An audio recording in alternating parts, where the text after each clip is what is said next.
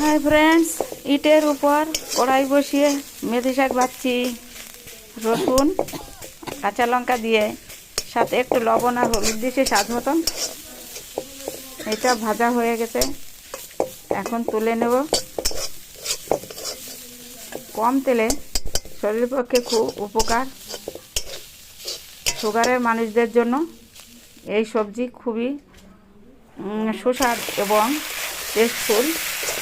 তারপর তো খুব উপকার, সেটা করেছি।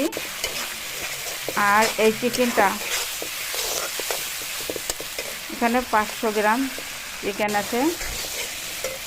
পেঁয়াজ, রসুন, আদা, সমস্ত মশলা, ঝাল, শুকনো ঝাল, ধনে, জিরে, এগুলো সব মেখে উপরে নিয়ে এসেছি।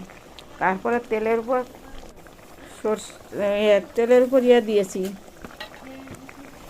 একটা তেজপাতা, একটুখানি জিরে দিয়ে মাংসটাকে কষিয়ে নিয়েছি।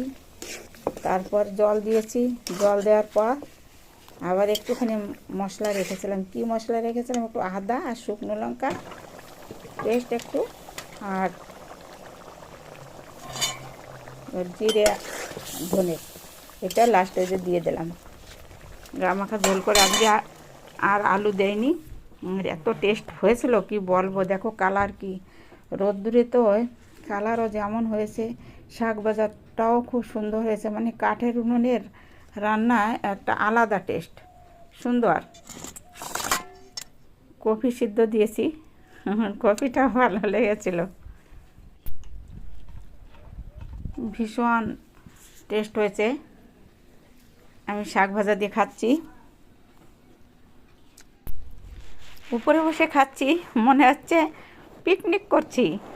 খুব ভাল লাগছে, খেতে ভাল লাগছে। বলবো কি, খুব ভালো। এই শাক ভাজায় তেল বেশি হয়ে গেলে ভাল লাগে না আমার কাছে। কম তেলে খুব ভালো লাগছে। কি আর বলবো, এত টেস্ট লাগছে, তাই তোমাদের দেখাচ্ছি। এই দেখো, এখন চিকেন দাদা ভাইকে দেবো। চিকেন ভাইয়ের কালার যেমন হয়েছে, খেতেও অসাধারণ হয়েছিল, সুন্দর। কালার, ঝাল, মশলা সব ঠিকঠাক পড়েছে। উপরে মেখে নিয়ে এসেছিলাম আর বানিয়েছি। একবারে ঢেলে জাল দিয়েছি, মানে জালটা সুন্দর হয়েছে, যার জন্য টেস্ট হয়েছে। যাক, ভালো থাকে, সুস্থ থাকে। আজকে এইটুকুই, আবার দেখাবো অন্য ভিডিওতে। বাই।